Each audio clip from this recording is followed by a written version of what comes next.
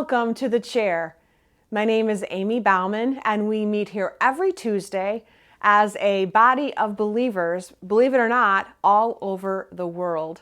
Now, if this is your first time joining us, typically this time is a teaching where we go over God's Word, we unpack what He's saying, we learn what chair we're sitting in, and how we can apply that to our lives. But this month is June, and we're doing Joy Journeys, which means I'm talking less about myself and my own journey, and I'm actually interviewing over the course of the month 5 different women, and we're talking and looking at their journeys and where God is taking them. And if you were with us last week, you'll know that I interviewed Helen Zierup from Grant Me Hope, and we heard some amazing things about their organization and their ministry regarding adoption. And so if you didn't get a chance to watch that, you can always go back and watch it on YouTube. Make sure you subscribe and you'll be able to see all the videos that I post, which are twice a week. But you could also go back and see it on my website, amybauman.com. So lots of ways for you to go back and catch up, maybe on some other episodes that you haven't seen yet. But today I'm really excited about sharing with you a friend of mine who I actually met 2 years ago. Her name is Shery Hoppen, and she has been on an amazing journey getting over, moving through, succeeding in overcoming the addiction of alcohol. And she's written a brand new book called Sober Cycle, and we're going to be talking about that today. Now, if you want to know more about Shery and her journey, you'll definitely want to buy her book. You're going to want to follow her podcast and look at her website, and I'm going to send you all of that information at the end of the show, so you'll be able to get it all down. But she's an amazing woman.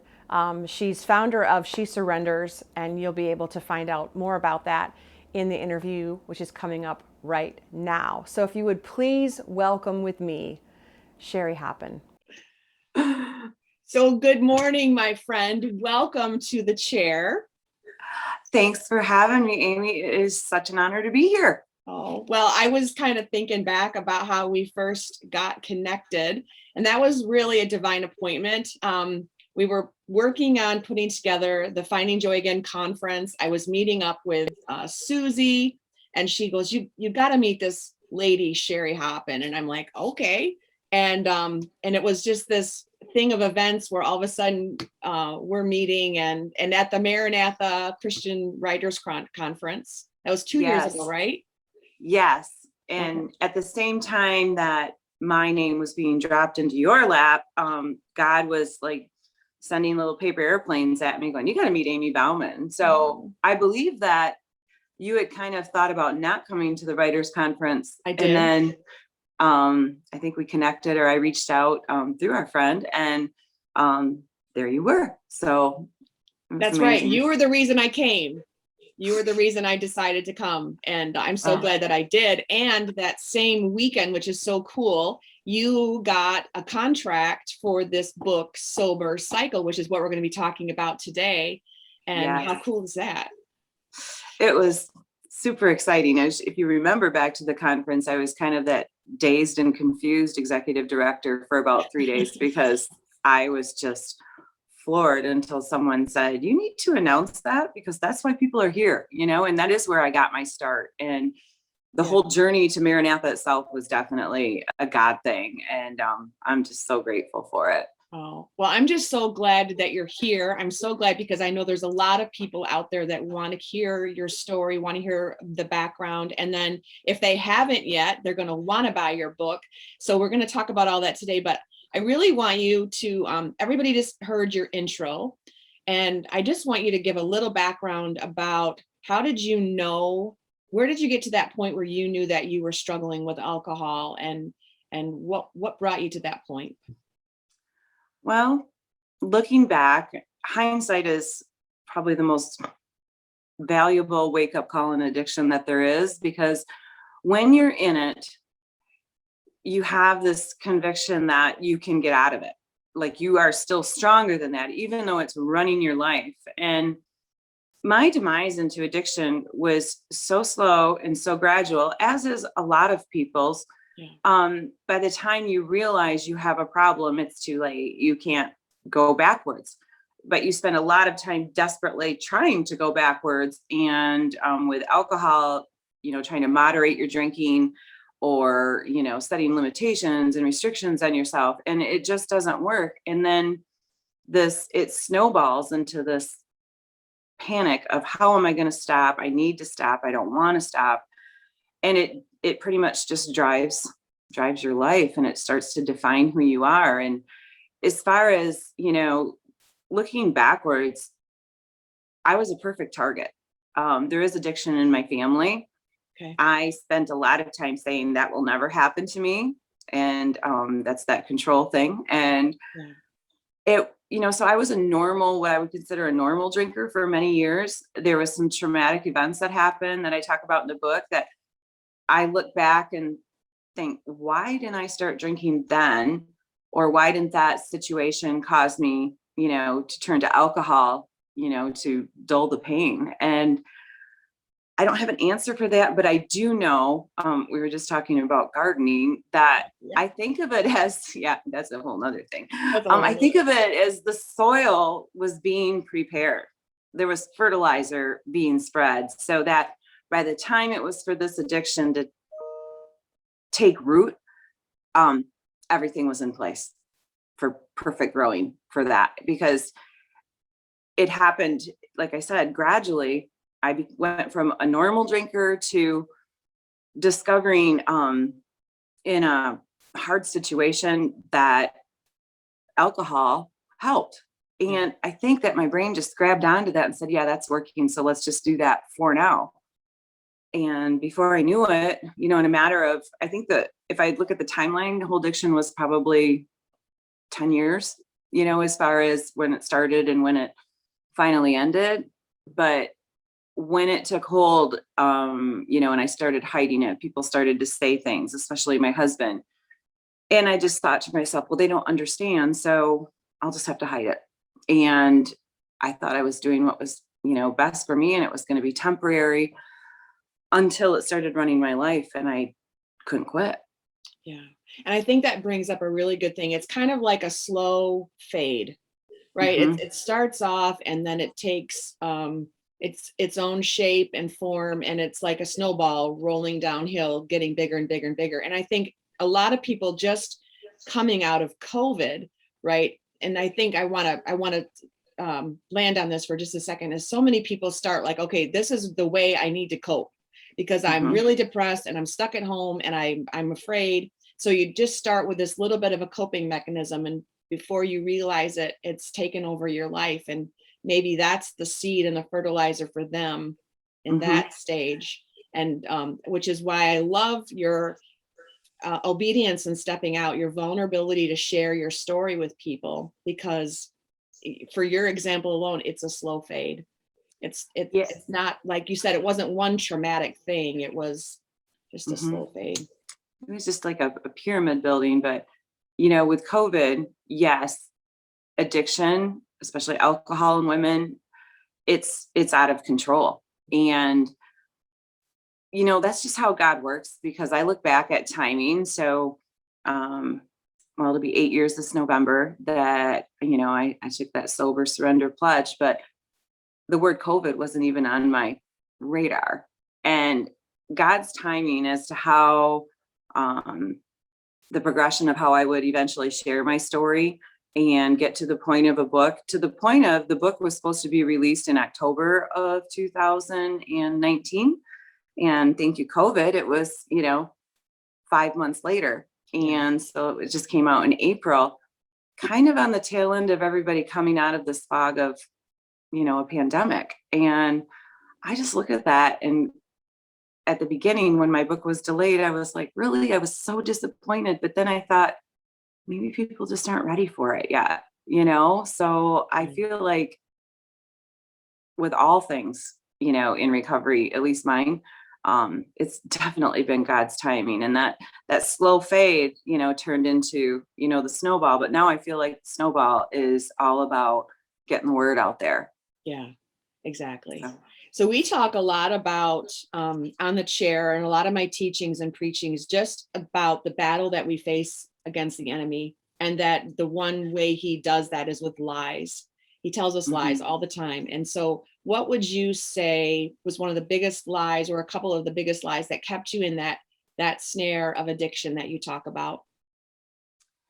I would say the biggest lie that I believed, and I believe it came straight from the evil one.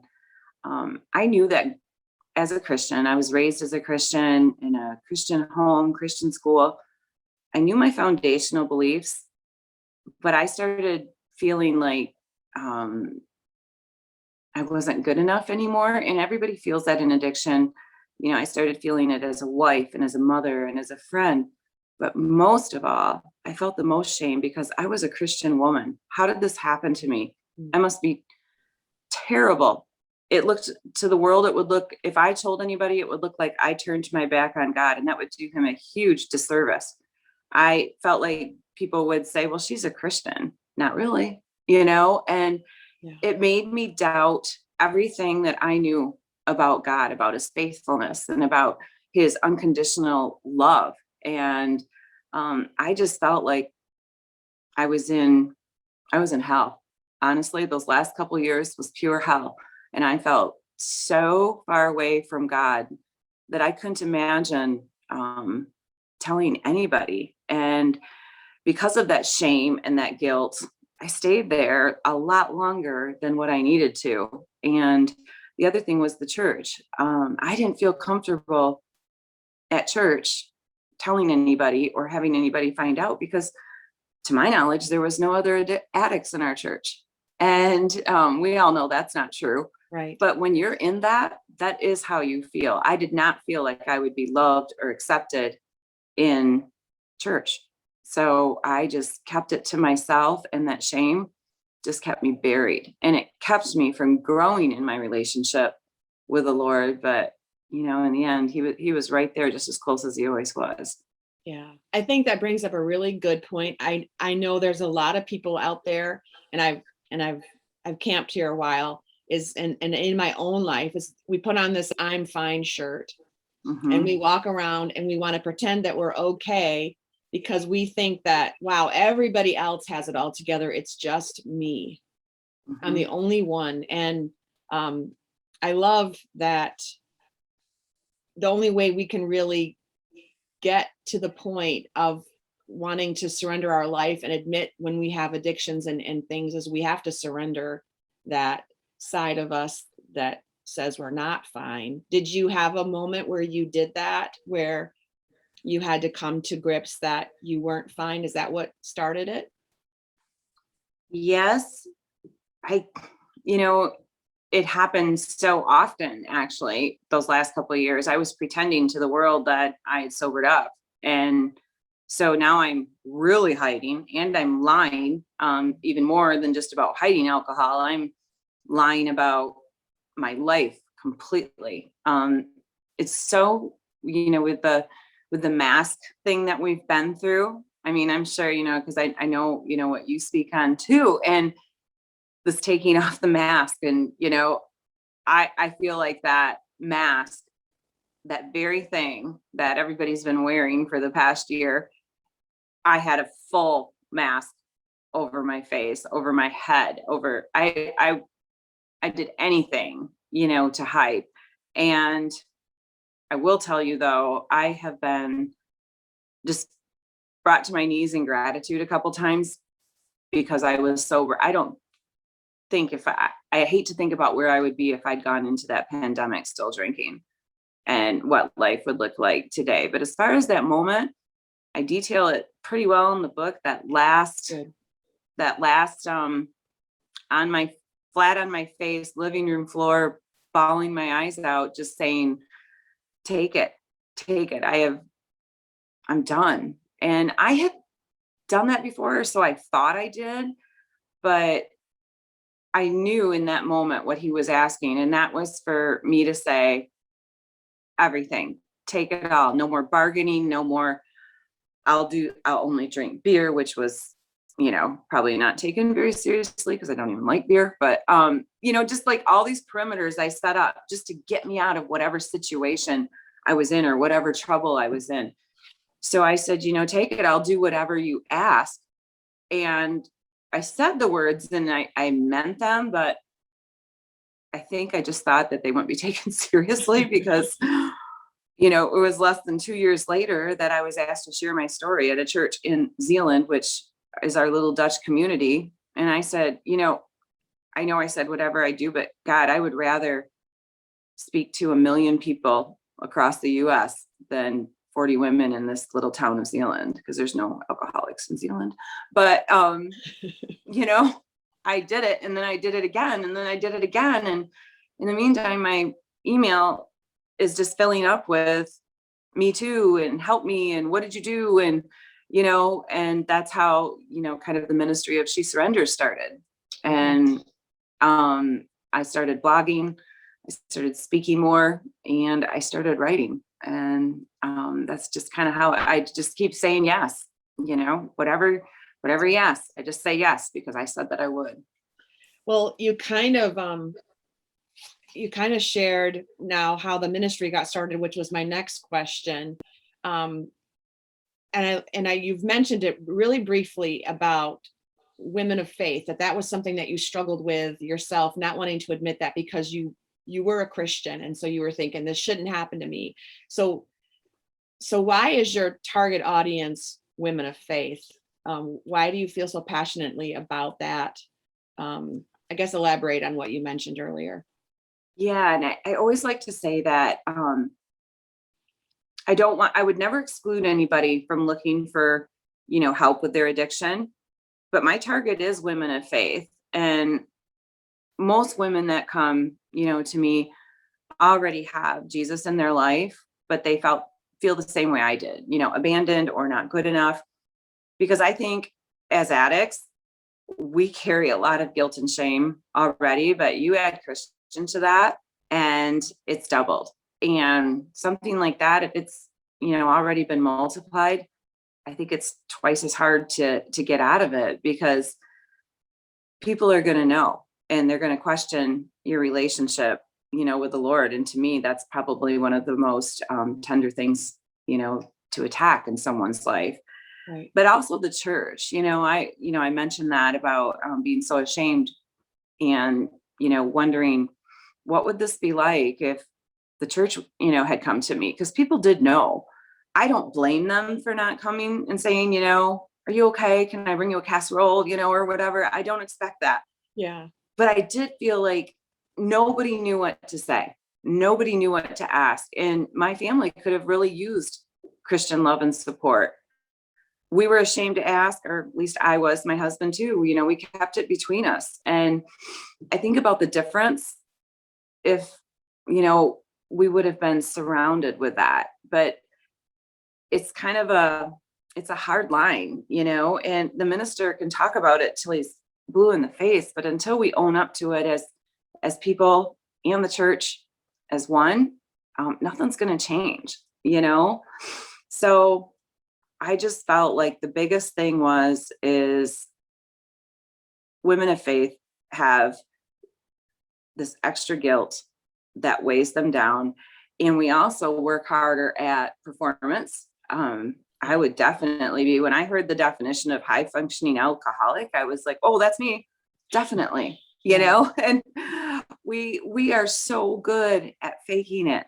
And we just have to be honest and open. And I will say that I just talked about this recently with someone, that this younger generation, millennials, they are more open about it. And they're as open as they are about, mommy juice and wine o'clock. They're also very open at times about their, addiction. I did a book signing recently, and every woman that leaned over and said, will you sign my book? She was, that was under 40, said, you know what? I've got 3 months sober, or I sobered up during the pandemic. And I'm like, there was like at least 10 of them. And I was in awe of that, because I wouldn't have dared do that. So I do applaud that generation, and I hope they keep, talking. But, it's just that my generation, I wanted the church to be that safe place. And that's all I knew. And I couldn't get it there. I couldn't get it there. And that a lot of that was created by me, those thoughts and those feelings and building that wall. But I just think that the education part of it needs to be there. That, a lot of churches, it's okay not to be okay. And it is. You can come to church broken, and you can come to church and ask for help.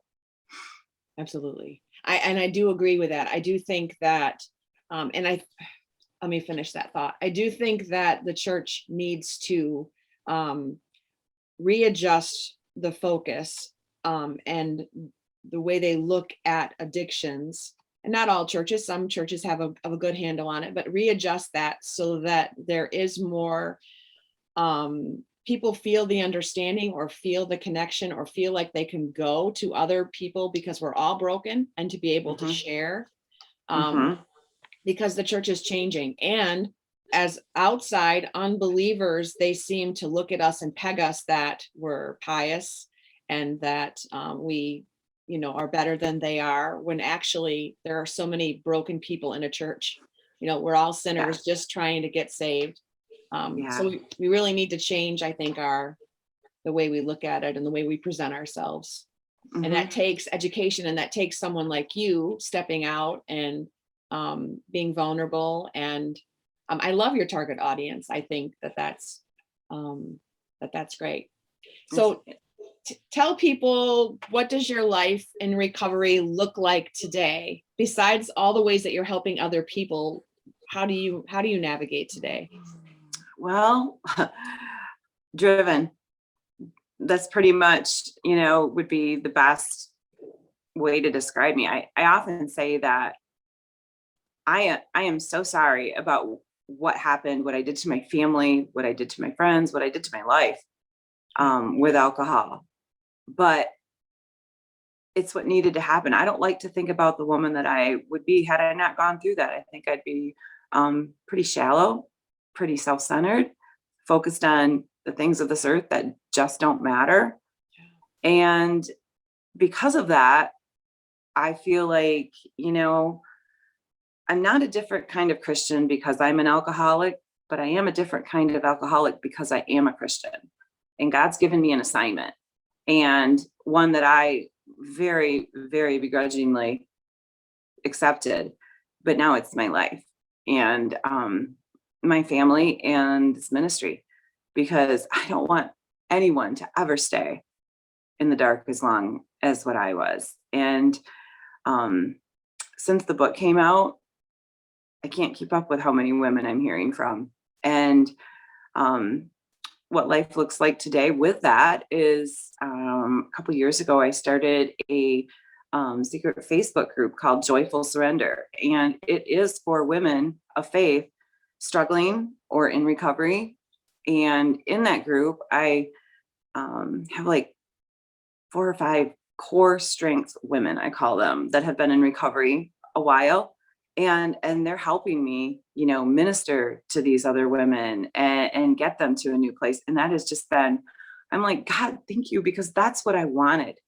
I used to just cry and say, where are my people? Where are these women? I can go to a lot of 12-step meetings and never hear, God's name, or it's a lot of men, or, you can talk about, your higher power.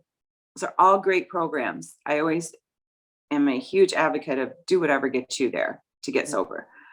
But I wanted to find women that love the Lord and were drinking in their closet. Yeah. What I want to do is be able to open up, and I'm going to share it at the end, but I'd like to just have you take a minute and open up some resources for people what can they do? What would be the steps for them to get involved with your ministry, to reach out to you? Share just a little bit about that. So the first thing that I would do, if I think of the woman that might be listening, to this and saying that's me, because that's really what it is. And that makes them go, whatever she did, I want to find out how she did it. And I don't have a magic answer. I spent a lot of time searching for that magic answer. I listened to everything I could get my hands on and I read everything. But at the end of the day, I knew what had to happen. I had to give up. I had to surrender. So that is why, my ministry is She Surrenders. And I would say go to shesurrenders.com. You can sign up for everything that I send out, everything I do. I have a newsletter, I have a blog, but I also have resources. And I post a lot of things there. And in that, if you want to take it a step further, I encourage women to, reach out to me through the website and let's talk about getting you into the recovery group, Joyful Surrender, which, I have women in there from Australia, California, New York, Chicago, all over the place. And our dream is to meet in person someday. And I did an event last week at Journey of Hope Yoga in Holland, and two of the women from my group came there that we'd only been able to meet. They came on, during the pandemic. So it's all been Zoom. Yep. And to meet them in person was probably the greatest full circle moment I've ever had, and I, that's what I used to cry out to God, where are my people? And I think that God was, I don't know what just happened. Okay. I feel like God was saying, you're going to have to find them. You're going to have to find them, Shery. And if you want it, you're going to have to reach out. And that's exactly what I did. So She Surrenders is not just a website just for you to go look at. It's for you to get the help you need and to get involved. I also post a lot on She Surrenders on Facebook and on Instagram. You put in She Surrenders and they're both going to come up. And I just try and post encouragement there. Sure. But the real love and the real work and the real support, I think, comes from getting involved with the actual group. Awesome. And I'm going to make sure that I post all that at the very end so that people can see your website and how to get in touch with you. But I want to end with this. We always, on this teaching and the things that I do, want to point people to God's word. That's our true north. That is where we can find how to navigate in this broken world. And so what is maybe your favorite scripture that you stand on that has helped you in this journey? It is definitely Ephesians 3, verse 20. And I sign every book, not with the whole verse, but just Ephesians 3:20, encouraging people to look it up. Okay. And it's now to him who is able to do immeasurably more than we could ever ask or imagine according to his power that it's working us. Because that's my life verse. My life today is more than I could have ever asked or imagined for. Because one thing that's tied to that verse that I always think of is, yes, you quit drinking and you wonder how you're going to get through every circumstance in life. And it's hard because you've done nothing but numb. And this is your coping skill. And you're going to learn that, yes, those things hurt, but they hurt everybody. You don't get to have a pass by taking a drink. So that's kind of the attitude that I had going into it. But what nobody told me was, yes, the hurt things, they're going to hurt. But the joy, the happy moments, the joy is going to be bigger than you ever ask or imagine. Because when you are stuck in addiction, that joy there's like a cloud over it, a buffer. You don't feel genuine joy. And in recovery, that joy, when those little moments in life or big moments that bring you joy, you feel them. And it brings me to my knees. It just brings me to tears because I didn't know that was going to be such a perk. And it's a wonderful, beautiful perk. And that's the hope and the vision that I want to give. Amen. Amen. You got me a little there, girl. I'm so honored to know you. I'm so excited for everything that God is doing in your life. And I love his timing. And I'm so grateful that I got to know you. And I'm so excited for everything that is happening. And I just pray, I'd like to pray over you before we close, Please. that God will just continue to bless you and equip you for this journey. So, Father God, I thank you for Shery. I thank you for this beautiful woman inside and out, and how you are working and moving in her life. And I thank you for her obedience.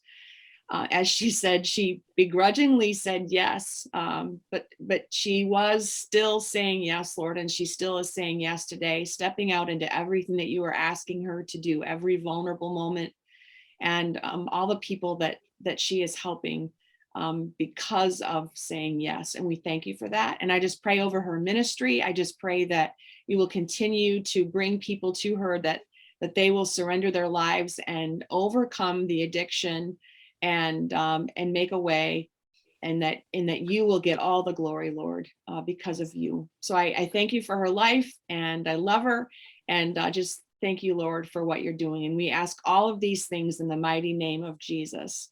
Amen. Amen. Thank you, my friend. It's Oh, just, I love to see how God keeps intertwining our lives, and all for his glory. I love what you do too. So amen. Thank you. And thanks again for being here. I'm going to make sure I post all of your information at the end. So just thank you for your time. Love you. Thank you. Love you too, girl. Keep going. Okay. See ya. Wow, I'm so grateful for Shery and her willingness to come on the show, but also for her obedience and stepping out and sharing her story and being vulnerable in writing a book filled with vulnerabilities to be able to help other people. And we talked a little bit about this at the end of last week's interview with Helen Zierup about stepping out and just being obedient, and that the Lord will do the rest. And if he calls you, he will equip you. And so here's another example, another representation of just that, and she even said so, right? She's like, Lord, okay. But it's a really scary thing. And those are all natural human feelings, but she still did it. She still stepped out in faith, and look at how God is blessing her. And because of her journey and her story, how he is blessing other people and helping them get to know him better and overcome their addictions and their struggles, and so that they can have joy. And that's what this month is all about. And so I'm just grateful for Shery being here today. Thank you so much. I am putting up her information right now. If you would like to know more about She Surrenders, Shery's podcast, to buy her new book, you can get all of it right here. And I just pray that this also brought into light the possibilities, the thoughts that addiction can happen to anyone. It's not just to the people that are broken. It's not just to the people that have struggles. It's to people that believe in Jesus. It's to people that believe that they have a firm foundation in the Lord. None of us are not affected by the enemy. None of us are exempt. All of us can be attacked. All of us can be distracted and detoured and taken off the path. But there's one common denominator amongst all of those things, and that's that we need Jesus. No matter what chair we're sitting in, he has to be what we're living for, who's going to help us overcome while we live in this broken world. And so it doesn't matter what you're going through right now, whether that's addiction or depression or a marriage struggle or a health issue, you need Jesus. He's the one that's going to do it for you. So thanks again for Shery to be here on the show today. And I would just like to pray over all of us before we go. Father God, I thank you. I thank you for this series. I thank you for these women who have agreed to be a part of our month of June, and just their stories. And I thank you and praise you for how you've orchestrated all of this. And I just pray that you will multiply You will grow seeds that are being planted, that you will just work in supernatural ways, ways that we can't even see, Lord. And we just praise you and thank you for what you are going to do. And I just pray for each person listening right now, Lord, each person watching, that you will bless them and that they will have peace and joy and love. And we just thank you. And we ask all of these things in Jesus' name. Amen. Don't forget, next week, Becky Steiner will be with me. She is the author of the brand new book, River of Possibilities. We're going to hear about her story and her passion for writing for children. You're not going to want to miss it. But until next time, until we can be together again, be blessed.